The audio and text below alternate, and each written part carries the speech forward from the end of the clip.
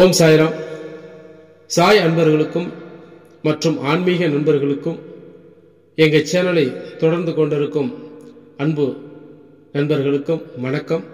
இந்த 4வது அத்தியாயத்தில் ஷிரடி சாய் பாபாவின் முதல் விஜயம், அப்புறம் ஞானிகளின் வருகை, ஷீரடிந்து ஒரு புண்ணிய தீர்த்தம், சாய் பாபாவின் தோற்றம், அப்புறம் கௌலி புவாவின் கருத்து, விட்டல் பிரசன்னம், சீர்சாகரின் கதை, பிரயாகையில் தாஸ்கனுவின் குளியல், சாய்பாபாவின் அயோனி ஜன்மமும் அவருடைய முதல் ஷீரடி விஜயமும், இவற்றை பற்றி இந்த அத்தியாயத்தில் நம்ம பார்க்கலாம். போன அத்தியாயத்தில் சாய் சச்சரித்தத்தை எழுத தூண்டிய சூழ்நிலைகளை பற்றி நம்ம பார்த்தோம். இப்போ ஷீரடிக்கு சாய்பாபாவின் முதல் விஜயம் என்ன அப்படிங்கிறது பார்க்கலாம். இப்போ கீதையில கண்ணபுரான் என்ன சொல்றாருன்னா, தர்மங்கள் அழிந்து அதர்மம் தலையெடுக்கும் பொழுதெல்லாம் என்னை நானே அவதரித்துக் கொள்கின்றேன், நல்லோரை காத்து தீயோரை அழிக்க யுகங்கள் தோறும் அவதரிக்கின்றேன் என்று கீதையில கண்ணன் சொல்றாரு. இதுவே பகவானின் அவதார நோக்கம். பகவானின் சார்பாக ரிஷிகளும் ஞானிகளும் இப்பூ உலகில் தக்க தருணத்தில் தோன்றி அவதார நோக்கம் நிறைவேறும் முகமாக தமக்கே உரிய முறையில் உதவிகளை செய்கின்றார்கள்.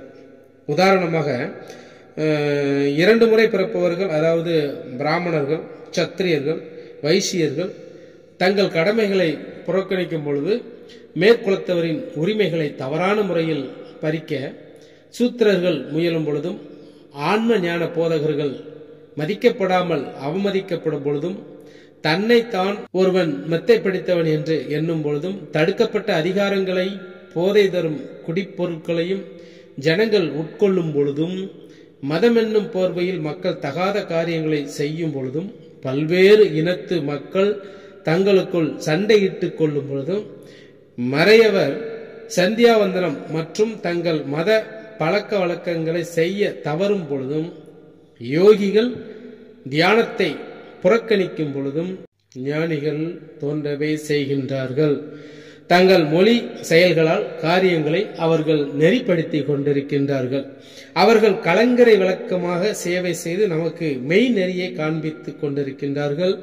இவ்வாறாக பல ஞானிகள், அதாவது நிவ்ருத்தி, ஞானதேவ், முக்தாபாய், நாமதேவ், கோரா, கோனாயி, ஏக்நாத், துக்காராம், நரஹரி, நர்சிபாய், சஜன் கசாயி, சவதா, ராம்தாஸ் மற்றும் பலர் பற்பல காலங்களில் மக்களுக்கு மெய் நெறியை காண்பிக்க தோன்றியிருக்கின்றார்கள்.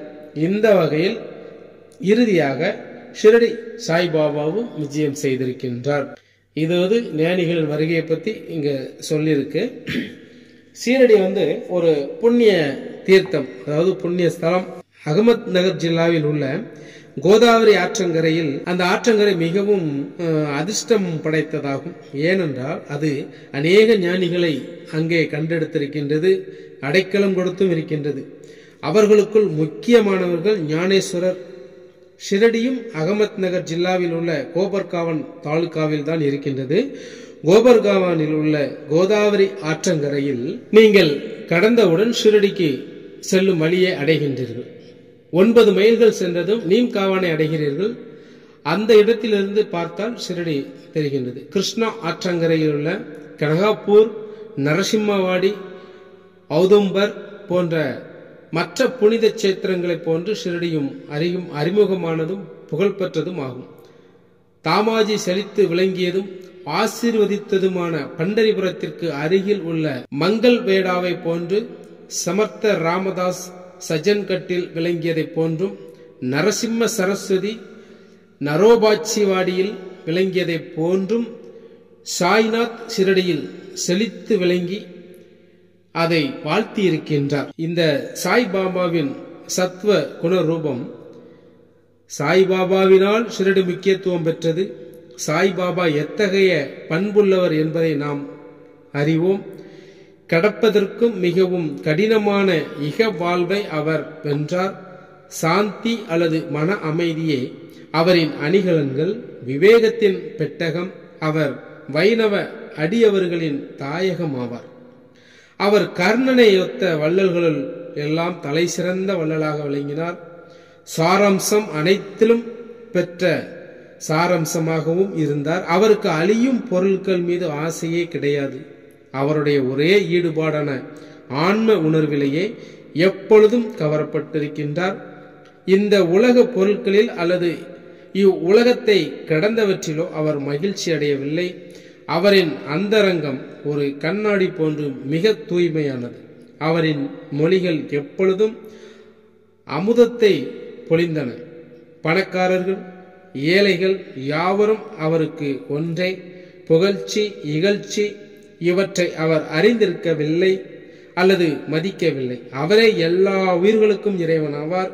அவர் சரளமாக பேசி அனைவருடனும் பழகினார். நடிப்பையே தொழிலாக கொண்ட குமாரிகளின் நடிப்பையும் நாட்டியத்தையும் கண்டார். தெம்மாங்கு பாடல்களை கேட்டார். இருப்பினும் எம்மி அளவும் சமாதி நிலையிலிருந்து சாய்பாபா விலகவில்லை. அல்லாவின் நாமம் எப்பொழுதும் அவர் நாவில் இருந்து கொண்டே இருந்தது. இந்த உலகம் விழித்திருக்கும் பொழுது அவர் தூங்கினார். இந்த உலகம் தூங்கும் பொழுது அவர் சுறுசுறுப்பாக இருந்தார். ஆழ்ந்த கடலையொப்ப அவருடைய மனம் அமைதியாக இருந்தது. அவரது இருப்பிடம் தீர்மானிக்க இயலாததாக இருந்தது மற்றும் அவர் செய்கைகள் நிச்சயமாக புரிந்து கொள்ள இயலாததாக இருந்தது. அவர் ஓரிடத்தில் வாழ்ந்தார். எனினும் இவ்வுலகின் நடவடிக்கைகள் அனைத்தையும் அவர் அறிந்து கொண்டிருந்தார். அவரின் தர்பார் கவர்ச்சிகரமானது. தினந்தோறும் நூற்றுக்கணக்கான கதைகளை அவர் திருவாய் மலர்ந்தார். ஆனாலும் மௌன விரதத்திலிருந்து இம்மி அளவும் பிறளவில்லை. மசூதியில் உள்ள சுவரின் மீது எப்பொழுதும் சாய்ந்து கொண்டிருந்தார். அல்லது காலை மதியம் மாலை இந்த வேளைகளில் அந்த லெண்டி தோட்டம், அதாவது ஒரு பூந்தோட்டம் இருக்கின்றது, அந்த சாவடி ஆகியவற்றை நோக்கி நடந்து கொண்டிருந்திருப்பாராம். எப்பொழுதும் ஆன்ம உணர்வில் கருத்துள்ளவராகவே இருந்திருக்கின்றார். சித்தராயினும் சாதகரை போன்று, அதாவது சாதாரண மனிதரை போல் நடித்தார். அவர் எளிமையாகவும் தாழ்மையாகவும் அகங்காரமற்றும் இருந்திருக்கின்றார். எல்லோரையும் மகிழ்வித்தார். இவரே நமது சாய் பாபா.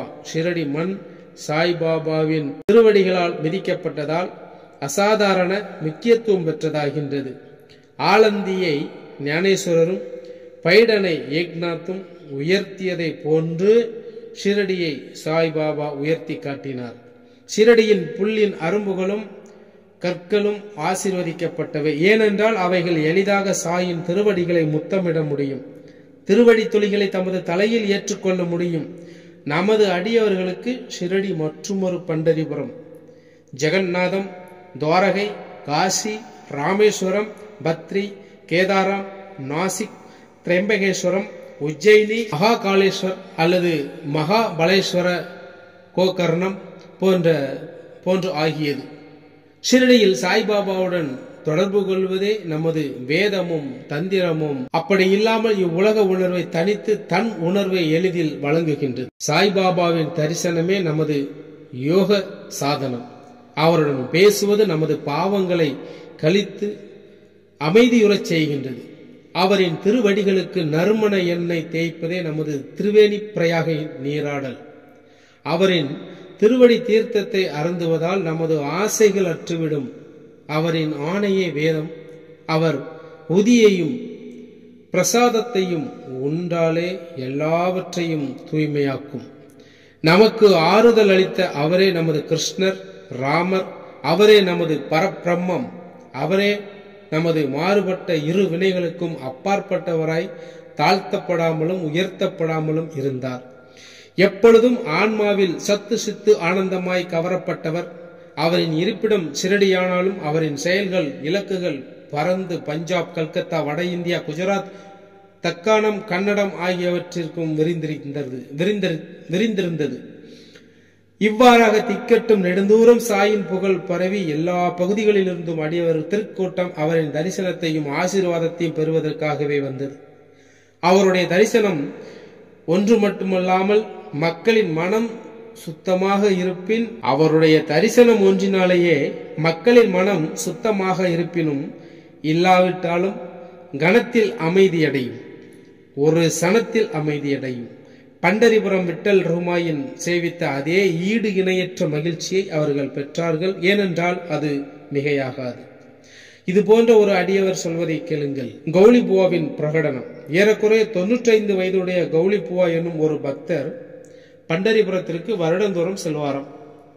அவர் பண்டரிபுரத்தில் 8 மாதங்கள் தங்கி இருந்திருக்கின்றார். கங்கை கரையில் ஆடி மாதத்திலிருந்து கார்த்திகை வரை 4 மாதங்கள் தங்கினாராம். மூட்டைகளை சுமப்பதற்காக ஒரு கழுதையை தன்னுடனும் ஒரு சீடனை துணைவனாகவும் வைத்திருந்திருக்கின்றார். ஒவ்வொரு ஆண்டும் தனது பண்டரிபுர விஜயத்தை செய்துவிட்டு ஷிரடிக்கு தான் மிகவும் அன்பு செலுத்திய சாய்பாபாவை பார்க்க வருவார். அவர் பாபாவை உற்று நோக்கி இவ்வாறாக சொல்லுவாராம்: இவரே ஏழைகளிடத்தும் தீனர்களிடத்தும் கருணை காட்டும் கடவுளாய் பண்டரிநாத விட்டலின் அவதாரம் ஆவார் என்று சொல்லுவாராம். விட்டலின் முதிய அடியவர் பண்டரிக்கு அநேக முறை விஜயம் செய்தார். சாய்பாபா பண்டரிநாதரே என்பதை பிரகடனமும் செய்திருக்கின்றார். விட்டல் தாமே தோன்றினார். இறைவனது நாமத்தை நினைத்து கொண்டிருத்தலிலும் பாடுதலிலும் சாய்பாபா மிகவும் விருப்பமுள்ளவர். அவர் எப்பொழுதும் அல்லாஹ் மாலிக் என்றார். தமது முன்னிலையில் மற்றவர்களை கடவுளது நாமத்தை இரவும் பகலும் தொடர்ந்து 7 நாட்கள் பாடும்படி செய்திருக்கின்றார். இதற்கு நாம சப்தாகம் என்று பெயர். ஒருமுறை அவர் தாஸ்கனு மகாராஜை நாம சப்தாகம் செய்யும்படி சொல்லி இருக்கின்றார். 7வது நாளின் முடிவில் விட்டல் பிரசன்னமாவதற்கு உறுதியளித்ததால் தான் அதை செய்வதாக கூறினாராம். அதற்கு பாபா தமது நெஞ்சின் மேல் கை வைத்து நிச்சயம் விட்டல் பிரசன்னமாவார் என்று உறுதியளித்தார். ஆனால் அந்த பக்தன் ஊக்கமுடையவனாகவும் பக்தியுடையவனாகவும் இருக்க வேண்டும் என்று பாபா கூறியிருக்கின்றார். இந்த டாகூர்நாத்தின் டங்கபுரி, விட்டலின் பண்டரி, ரஞ்சோடின் துவாரகை எல்லாம் இங்கே ஷிரடியில் இருக்கின்றன. துவாரகையை பார்க்க வெகு தூரம் யாரும் செல்ல வேண்டியது இல்லை. இவ்வாறாக அன்பாலும் பக்தியாலும் பக்தன் பொங்கிக் கொண்டிருக்கும் பொழுதுதான் விட்டல் தாமே இங்கு பிரசன்னம் ஆவார் என்று சாய்பாபா சொல்லியிருக்கின்றார். சப்தாகம் பூர்த்தியானதும் விட்டல் கீழ்கண்ட விதமாகவே அங்கே பிரசன்னமாக செய்தார். வழக்கம் போல குளித்து முடித்த பின் காகா சாஹிப் தீட்சித் தியானத்தில் அமர்ந்திருந்தார். அவர் ஒரு காட்சியில் விட்டலை கண்டார். மத்தியானம் பாபாவின் தரிசனத்திற்காக சென்ற பொழுது பாபா ஐயமர அவரை நோக்கி, விட்டல் பாட்டில் வந்தாரா? நீர் அவரை கண்டீரா? அவர் விளையாட்டு பிள்ளை போன்றவர். அவரை உறுதியாக பற்றி கொள்ளும், இல்லாவிட்டால் அவர் சிறிதே கவனக்குறைவாக இருப்பினும் தப்பித்து விடுவார் என்று கூறினாராம். இது காலையில் நிகழ்ந்தது. மத்தியானம் மற்றொரு விட்டல் தரிசனம். வெளியிலிருந்து ஒரு ஷக்கார், அதாவது பொருட்களை கையில் எடுத்துச் சென்று வீதியில் விற்பவர் அங்கே 25 அல்லது 30 விட்டோபா படங்களை விற்று கொண்டிருந்திருக்கின்றார். காகா சாஹிப்பின் காட்சியில் தோன்றிய உருவத்துடன் ஒத்திருந்திருக்கின்றது. இதை கண்டு பாபாவின் மொழிகளை நினைவு கூர்ந்தும் காகா சாஹிப் தீட்சித்தின் ஆச்சரியப்பட்டு மகிழ்ச்சி அடைந்திருக்கின்றார். ஒரு படத்தை வாங்கி தனது பூஜை அறையில் வழிபாட்டிற்காக வைத்திருக்கின்றார். இந்த மாதிரி அது ஒரு கதை நடந்திருக்கு. பகவந்த்ராவ் சீர்சாகரின் கதை இந்த நிகழ்ச்சியில் பார்க்கலாம். பாபா விட்டல் வழிபாட்டில் எவ்வளவு ஆர்வம் உள்ளவராக இருந்தார் என்பதை எடுத்து காட்டுகிறது. பகவந்த்ராவின் தந்தையார் விட்டோபாவின் தீவிர பக்தர். பண்டரிபுரத்திற்கு வருடந்தோறும் பயணம் செய்யும் பழக்கமுடையவர். தமது வீட்டிலும் விட்டோபாவின் உருவம் வைத்து அவர் வழிபட்டிருக்கின்றார். அவர் இறந்த பின்பு அவரது மகன் வருடாந்திர பயணம், வழிபாடு, சிரார்த்தம் முதலியவை அனைத்தையும் நிறுத்திவிட்டாராம். பகவந்த்ராவ் ஷிரடிக்கு வந்த பொழுது பாபா அவரது தந்தையை நினைவு கூர்ந்து கூறி என்ன சொல்றார்னா, அவரது தந்தை எனது சிநேகிதன், எனவே நான் அவரை இங்கு இழுத்தேன். அவர் நெய்வேத்தியம் படைக்காதது விட்டலையும் என்னையும் பட்டினி போட்டார். எனவே அவரை நான் இங்கு கொண்டு வந்திருக்கின்றேன். அவருடன் வாதாடி வழிபாடு செய்ய வைப்பேன் என்று சொல்லியிருக்கிறார். அடுத்ததாக தாஸ்கனுவின் பிரயாக குளியல். கங்கையும் யமுனையும் சந்திக்கும் இடத்தில் பிரயாக என்னும் புனித நதியில் ஸ்நானம் செய்வது மிகவும் பாக்கியமானது என்று இந்துக்கள் நினைக்கின்றார்கள். ஆயிரக்கணக்கான யாத்ரீகர்கள் குறிப்பிட்ட காலங்களில் புண்ணிய ஸ்நானத்திற்காக அந்த இடத்திற்கு செல்கின்றார்கள். ஒருமுறை தாஸ்கனு தன் ஸ்நானம் செய்வதற்காக பிரயாகை போக வேண்டும் என்று நினைத்திருக்கின்றார். பாபாவிடம் அங்கனமே செல்வதற்கு அனுமதியும் கேட்டு அங்கே வந்திருக்கின்றார். பாபா அவருக்கு சொல்லிய பதில், அவ்வளவு தூரம் நீ போக வேண்டிய அவசியம் இல்லை, நமது பிரயாகை எங்கே இருக்கின்றது, என்னை நம்பு என்று பாபா சொல்லும் பொழுது, அப்பொழுது அங்கே ஆச்சரியத்திலும் ஆச்சரியம் என்னவென்றால், தாஸ்கனு தனது தலையை பாபாவின் அடிகளில் வைத்ததும் கங்கை யமுனை ஆறுகளின் புனித நீர் பாபாவின் 2 கட்டை விரல்களிலிருந்து வெகு சீராக வெளிப்பட்டிருக்கின்றது. இந்த ஆச்சரியத்தை கண்ட தாஸ்கனு அன்பு கலந்த மரியாதை உணர்ச்சியால் பெரிதும் கவரப்பட்டிருக்கின்றார். அவர் கண்கள் நீரால் நிறைந்தன. அந்தரங்கத்தில் அவர் உணர்ச்சியால் உந்தப்பட்டார். அவருடைய பேச்சு பாபாவின் புகழையும் அவரின் லீலைகளையும் குறிப்பிடும் கவிதையாய் பொங்கி வெளிப்பட்டிருக்கின்றது. சாய்பாபாவின் அயோனி ஜென்மமும் அவரின் முதல் ஷிரடி விஜயமும். பாபாவின் பெற்றோர் பிறந்த இடம் இவற்றை பற்றி ஒருவருக்கும் தெரியாது. பல விசாரணைகள் செய்யப்பட்ட பின் பாபாவிடம் மற்றவர்களிடம் பல கேள்விகள் கேட்கப்பட்டன. ஆனால் திருப்தியான பதில் எதுவும் கிடைக்கவில்லை. வழக்கத்தில் இவைகளை பற்றி நமக்கு ஒன்றும் தெரியாது. சாதாரண மனிதர்களை போன்று நாமதேவர், கபீர் முதலியோர் பிறக்கவில்லை. அவர்கள் சிசுக்களாக முத்துக்களின் தாயினிடத்தில், அதாவது ஆற்றில் காணப்பட்டார்கள். நாமதேவ் கோனாயில் பிரம்மரதி ஆற்றிலும், கபீர் தமால் என்பவரால் பகிரதி ஆற்றிலும் கண்டெடுக்கப்பட்டார்கள். சாய்பாபாவின் விஷயமும் அதே போன்றதாகும். பக்தர்களுக்கு ஒரு வேப்ப மரத்தடியில் 16 வயது பாலகனாக பாபா தோன்றியிருக்கின்றார். அப்பொழுது பிரம்ம ஞானத்தால் நிரம்பியவராக அவர் காணப்பட்டிருக்கின்றார். கனவிலும் இவ்வுலக பொருட்களின் ஆசை அவருக்கு இல்லை. மாயையை அவர் உதைத்து தள்ளினார். முக்தி அவர்தம் காலடியில் பணி செய்தது. ஷிரடியைச் சேர்ந்தவரும் நானா சோப்தரின் தாயாருமாகிய ஒரு பாட்டி அவரை கீழ்கண்ட விதமாக வர்ணிக்கின்றார்.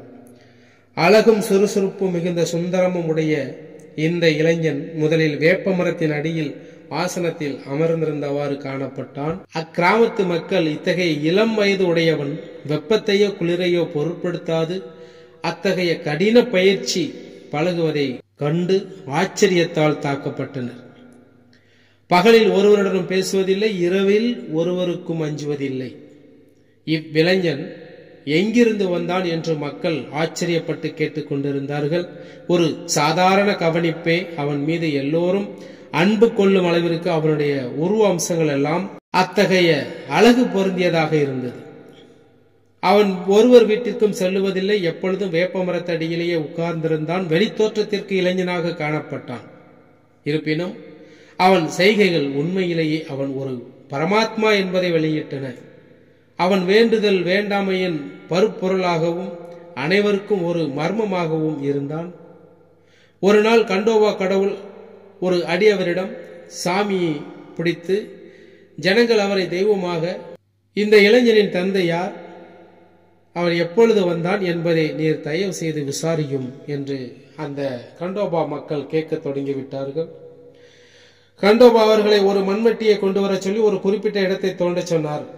அப்போது அங்கனமே அங்கே தோண்டிய பொழுது செங்கற்கள் காணப்பட்டன. அதற்கு அடியில் ஒரு பெரிய பாறாங்கல்லும் இருந்தது. இந்த கல் அப்புறப்படுத்தப்பட்டதும் ஒரு நிலைக்கதவு தெரிந்தது. அதில் 4-5 முக விளக்குகள் எரிந்து கொண்டிருந்தன. அது ஒரு நிலவரைக்குள் அழைத்துச் சென்றது. அதில் ஜபமாலைகள், அவற்றை வைத்து ஜபம் செய்யும் பசுமுக உருவ பைகள், மரப்பைகள் போன்றவை காணப்பட்டன. கண்டோபா கடவுள் கூறியதாவது: இந்த இளைஞன் இங்கு 12 வருடம் தியானத்தில் இருந்தான். பிறகு ஜனங்கள் அந்த இளைஞனிடம் இதை பற்றி கேட்க துவங்கினார்கள். அவன் அவர்களை திசை திருப்பி அது தன்னுடைய குருவினிடம் குருஸ்தான், அவருடைய புனிதமான வாதம் என்றும் அதை நன்றாக பாதுகாக்கும்படியும் வேண்டிக் கொண்டான். மக்கள் அப்போதைய கதவை முன்பு இருந்தபடியே மூடிவிட்டார்கள். அரச மரமும் அத்தி மரமும் புனிதமாய் இருப்பது போல பாபா வேப்ப மரத்தை அதே அளவில் புனிதமாக கருதி அதையே பெரிதும் விரும்பினார். மகள்சாபதியும் மற்ற அடியவர்களும் இந்த இடத்தை பாபாவின் குருநாதர் சமாதி இடமாக கருதி சாஷ்டாங்க சரணம் செய்தார்கள். 3 வாதாக்கள் ஷிரடியில் இருக்கின்றன. ஒன்று வேப்ப மரம் இருக்கும் இடமும் அதை சுற்றியுள்ள இடமும் ஹரிவிநாயக் சாதே அவர்களால் வழங்கப்பட்டு சாதேயின் வாதா என்ற பெயரில் ஒரு பெரிய கட்டிடம் எழுப்பப்பட்டது. அங்கு திரண்ட புனித யாத்ரீகர்களுக்கு அது ஒரு தங்கும் இடமாக இருந்தது. ஒரு மேடை வேப்ப மரத்தை சுற்றி அமைக்கப்பட்டது. தங்கும் இடமும் படிக்கட்டுகளுடன் அமைக்கப்பட்டது. படிக்கட்டுகளில் அடியில் ஒரு இருப்பிடம் இருக்கின்றது. பக்தர்கள் அந்த மேடையில் படக்கு நோக்கி அமர்கின்றார்கள். வியாழன் வெள்ளிக்கிழமைகளில் மாலை நேரங்களில் அங்கு வாசனை பொருட்களை எரிப்பவர்கள் கடவுள் கிருபையால் மகிழ்ச்சியுடன் இருப்பார்கள். இந்த வாதா மிகவும் பழமையானது, உதிர்ந்து கொட்டும் தன்மை உடையதாகவும் பழுது பார்க்க வேண்டியதாகவும் இருந்தது. அதற்கு தேவை இருந்த பழுது பார்க்க வேண்டியவை, சேர்க்க வேண்டியவை, மாறுபாடுகள் எல்லாம் சமஸ்தானத்தால் செய்யப்பட்டன. சில ஆண்டுகளுக்கு பின்பு தீட்சித் என்ற பம்பாய் வைக்கில் இங்கிலாந்து சென்றிருந்தார். அங்கு நேரிட்ட ஒரு விபத்தில் தனது காலை முறித்துக் கொண்டார். இக்காயம் எந்த விதத்தில் குணப்படும் வழியை எட்டவில்லை. நானா சாஹேப் சாந்தோர்கர் சாய்பாபாவிடம் முயற்சிக்கும்படி அறிவுறுத்தினார். எனவே அவர் 1909 சாய்பாபாவை கண்டு தனது கால் குணத்தை பற்றி சொல்லி குணமாக்கும்படி வேண்டிக் கொண்டார். சாய்பாபாவின் தரிசனத்தால் மகிழ்ச்சியடைந்து ஷிரடியிலேயே தங்கிவிடவும் முடிவு செய்தார். எனவே தனக்காகவும் அடியவர்களுக்காகவும் ஒரு வாதாவை எழுப்பினார். 10/2/1910 அந்த கட்டிடத்திற்கு அஸ்திவாரமும் போடப்பட்டது. இதே நாளில் மற்றொரு முக்கிய சம்பவம் நிகழ்ந்தன. தாதா சாஹேப் கபடி தனது வீடு திரும்புவதற்காக அனுமதி அளிக்கப்பட்டார். அதுவரை பாபாவிடம் இருந்தவர். சாவடியில் இரவு ஆரத்தி தொடங்கியது. இந்த வாதா கட்டி முடிக்கப்பட்டு 1911 ராமநவமி தினத்தில் உரிய மரியாதைகளுடன் சம்பிரதாயங்களுடன் பிரவேசம் செய்யப்பட்டது. மூன்றாவதாக நாக்பூரை சேர்ந்த புகழ்பெற்ற லட்சாதிபதியான பூட்டி அவர்களால் மற்றொரு வாதா அல்லது அரண்மனை மாளிகையும் எழுப்பப்பட்டது. ஏராளமான பணம் இக்கட்டிடத்திற்கு செலவிடப்பட்டது. ஏனென்றால் சாய்பாபாவின் உடல் இவ்விடத்தில் தான் அடக்கம் செய்யப்பட்டுள்ளது. இப்பொழுதும் இந்த நிமிஷத்தில் கூட அது கம்பீரமாக காட்சியளித்துக் கொண்டிருக்கிறது. ஷிரடிக்கு போனால் அது தெரியும். தற்பொழுது சமாதி கோவில், சமாதி மந்திர் என்று வழங்கப்படுகிறது. இந்த இடத்தில் தான் பாபா தண்ணீர் விட்டு கவனித்து வந்த ஒரு பூந்தோட்டம் இருந்தது. முன்னர் ஒன்றுமே இல்லாத இடத்தில் 3 வாதாக்கள் எழும்பின. இவை எல்லாவற்றிலும் ஆரம்ப காலத்தில் அனைவருக்கும் சாதேவின் வாதாவில் நிரம்ப பயன்பட்டது. வாமன் தார்த்தியாவின் உதவியுடன் சாய்பாபா கவனித்த தோட்டத்தின் கதை.